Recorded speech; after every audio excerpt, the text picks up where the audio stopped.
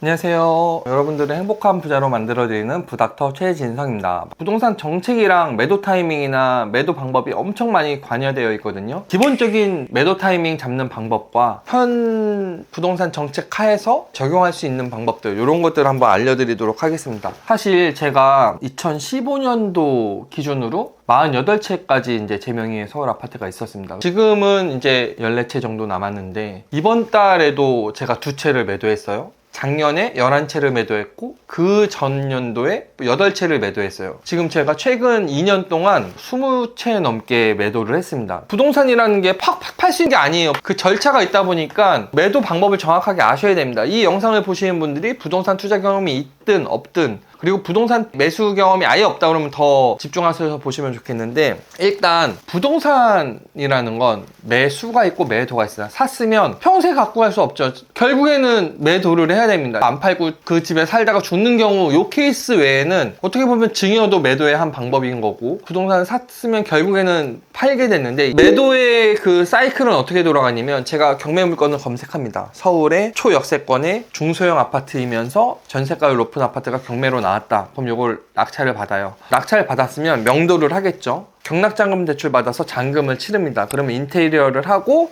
이제 임차인을 드리죠. 전세로. 임차인을 드리면 임차보증금을 받고, 저는 그걸 재투자하면서 2년이 지나면 전세 만기되는 시점에서 저는 바로 매도자한테 매도를 했습니다. 왜냐면 전세 낀 매물보다 전세 끼지 않고 입주까지 가능한 매물이 더 잘 팔립니다. 전세 낀 매물은 투자자를 찾는 거고요. 입주가 가능한 매물은 때로는 임차인 들여서 투자로 들어갈 수도 있고, 아니면 내가 실거주용으로도 들어갈 수 있습니다. 그렇기 때문에 전세 만기가 돌아오는 시점에서 매도하는 게 훨씬 매도가 잘 된다는 거예요. 투자자에게도 팔 수 있고 실거주자에게도 팔 수 있기 때문에.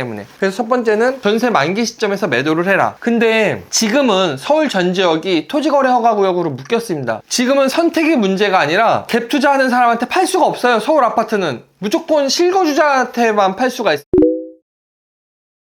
이재명 대통령이 최근에 이제 SNS에 다주택자 양도세 중과 유예 안 하겠다라는 이슈 때문에 저도 나머지 갖고 있는 부동산들을 5월달 안에 계약을 하기 위해서 부단히 노력을 하고 있는데, 지금 제가 팔려고 하는 서울 강서구 가양동에 있는 아파트와 서울 구로구 구로동에 있는 아파트가 있습니다. 요 아파트들이 만기가 10월, 8월이래요. 근데 저는 6월달 안에 팔고 싶어요. 이런 경우에 어떻게 해야 되느냐, 임차인들이랑 협상을 합니다. 원래는 만기가 10월이지만 4, 5개월 먼저 이사를 나가면 내가 이사 비용을 드리겠다, 또는 이사 비용 플러스 알파를 살해하겠다 라고 하면, 임차인 입장에서는 어차피 10월 달에 이사 가나 5월, 6월 달에 이사 가나 이사 갈 집만 구해진다는 전제 하에서는 차라리 이사 비용 뭐 3, 400만 원, 500만 원 정도를 받고 나가는 게 더 베스트일 수 있어요. 전세 만기가 되지 않은 물건을 전세 만기가 된 물건으로 만드는 스킬이 임차인과의 원활한 협상입니다. 이때 매도하면서 얻는 경제적 이득이 이사 비용을 주는 것 이상의 경제적 이득을 취할 수 있다면, 저는 사실 10월 달에 매도하는 것보다 6월 달 안에 매도하는 게 재산세도 걸려있죠, 양도세 중과도 걸려있죠, 심지어 저는 종부세까지 걸려있으니까 차라리 3, 400만 원 드리는 거 이상의 세금 절세 효과가 있기 때문에 이렇게 하는 겁니다. 그런 게 없으면 또 이건 고민해 보셔야 돼요. 그래서 이런 꿀팁이 하나 있고요. 그 다음에 집을 팔 때 잘 안 팔린다, 이런 질문들 엄청 많이 하세요. 저한테 이제 상담 신청하는 분들 중에서 가장 많이 쓰는 방법 중에 하나가, 임차인에게 당근을 주는 게 아니라 요번에는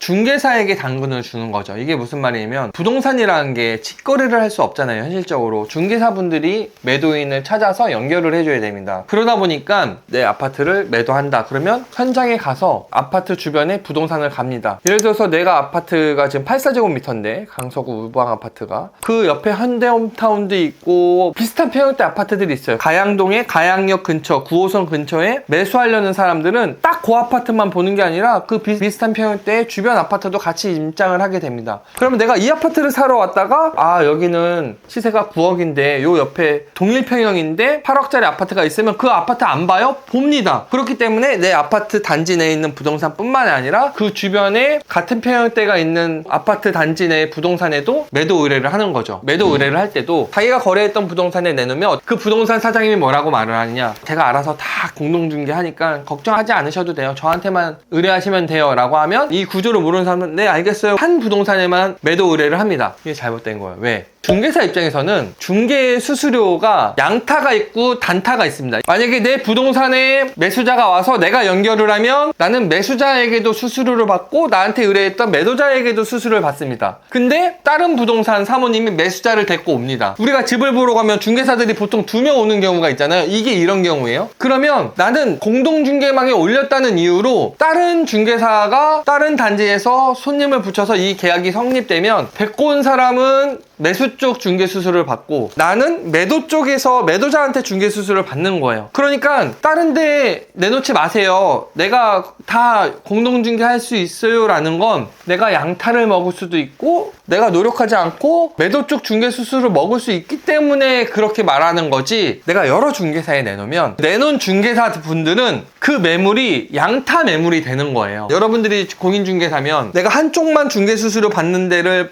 더 연결을 하고 싶을까요? 중개수수료 2배 받는 매물을 더 추천을 할까요? 중개사는 철저하게 중개수수료에 의해서 움직입니다. 마음은 사람이다 보니까 내가 갖고 있는 매물이 여러 가지인데 내가 이게 중개수수료가 더 높아. 그럼 이 매물부터 손님에게 매수를 적극적으로 할 수밖에 없어요. 그러면 결국에는 내가 한 중개사한테만 내놓은 것보다 여러 중개사한테 내 매물을 의뢰한 게 더 빨리 팔릴 확률이 굉장히 높다는 거죠. 그래도 안 팔린다 하면 친한 중개사분들 또는 내가 컨택한 중개사들에게 법정 중개사 수수료율이 0.7%인데 제가 1% 드릴게요. 이게 수수료가 300만 원인데 500만 원 드릴게요. 또는 수수료 2배 드릴게요. 내가 정말 사정이 급하고 이러면 이런 카드를 써도 됩니다. 똑같은 원리예요. 내가 단타 매물이냐 양타 매물이냐는 것처럼 이거를 중개하면 수수료가 100만 원인데 저걸 중개하면 수수료가 300만 원이야? 그 중개사 입장에서 이 매물 먼저 집 보러 온 사람한테 보여주고 적극적으로 브리핑할 수밖에 없어요. 그런 당근을 줄 수도 있는 겁니다. 또 하나, 일단은 집을 보러 갈 때도 똑같은 집이 똑같은 평형에 똑같은 구조에 똑같은 단지 내의 집도 인테리어도 비슷한데 어떤 집은 이거 이 집 사고 싶다라는 생각이 들고 어떤 집은 막 지저분하고 냄새나고 하면 일단 거기서부터 첫인상이 안 좋아서 사고 싶지 않은 사람은 이게 시각적, 후각적, 촉각적 모든 걸 판단의 기준으로 삼기 때문에 집을 항상 청결하게 해놓고 깨끗하게 해놓고 집 보러 오는 사람을 보여드려야 돼요. 근데 문제는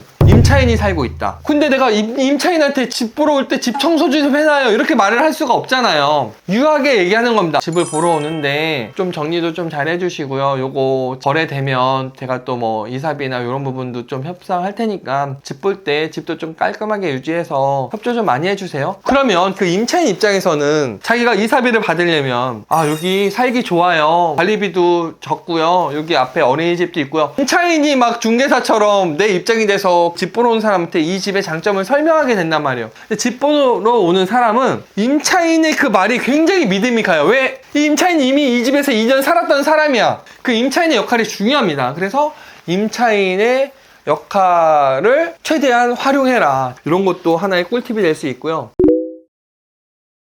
부동산이라는 건 갖고 있을 때 보유세, 임대하면 임대소득세, 팔 때 양도세, 살 때 취득세 이 모든 세금을 내기 때문에 제가 그 50채 넘는 부동산을 사고 보유하고 임대 놓고 파는 과정에서 얼마나 많은 세금을 냈겠어요. 그런 세금 절세 차원에서 또 하나의 꿀팁을 드리면 부동산을 보유하고 있으면요 재산세를 내고요 또 일정 금액 이상이 되면은 종합부동산세를 12월 달에 또 냅니다. 재산세는 7월 달, 9월 달 2번 내고요 종합부동산세는 12월 15일 날 내게 되는데 그 기준점이 뭐냐? 빌라나 아파트처럼 공동주택은 공주가라고 하는데 공동주택 공시가격 그리고 일반 단독주택이나 건물, 땅 이런 거는 이제 공시지가 기준으로 그 가격을 기준으로 이제 재산세나 종부세가 결정됩니다. 그러면 그 내는 시기는 7월 달에 내고 9월 달에 내고 종부세는 12월에 내지만 공시지가가 적용되는 시점은 뭐냐? 6월 1일입니다. 6월 1일. 부동산을 갖고 있는데 3, 4, 5월에 걸려있는 계약이 됐던 부동산은 잔금을 언제 치르느냐? 무조건 6월 1일 날 안에 치르려고 합니다. 6월 1일 기준으로 그 전에 갖고 있던 사람들은 매도자가 그 해에 재산세나 종부세를 내는 거고요. 6월 1일 기준으로 후에 매도를 하면 매도자가 재산세를 냅니다. 종부세도 내고 그 6월 1일 기준이 굉장히 중요한 거예요. 이게 이제 많은 사람들한테 알려주면 안 되는데 저는요 만약에 3월, 4월 달에 부동산 계약을 했다. 그러면 뭐 6월 15일 날 잔금 치르시죠. 이렇게 되잖아요. 그러면 제가 사실은 6월 15일 날 잔금을 치르고 싶은데 5월 30일부터 6월 15일까지 해외 출장이 있습니다. 그때 잔금을 못 치러요. 그래서 잔금을 5월 30일 날 치러야 됩니다. 그러면 이 세금적인 개념이 잘 없는 대부분의 사람들은 그럼 5월 30일 날 치러요 라고 하면 저는 이 집에 대한 재산세 종부세를 그 매수자가 내주는 거예요. 매도 타이밍에 관련된 얘기는 아니지만 매도의 절세 포인트 중에 하나입니다. 매도 관련돼서. 그래서 오늘은 부동산의 매도 타이밍, 매도 전략 말씀을 드렸습니다. 굉장히 유용했죠, 여러분? 제가 오늘 너무 많은 꿀팁을 방출했나 이런 생각도 들긴 하는데 그만큼 이제 부동산 투자는 경험이 중요합니다. 앞으로도 저의 이 많은 경험과 꿀팁들을 제 영상을 통해서 대방출하도록 하겠습니다. 다음에 또 좋은 컨텐츠로 만나도록 하겠습니다. 감사합니다.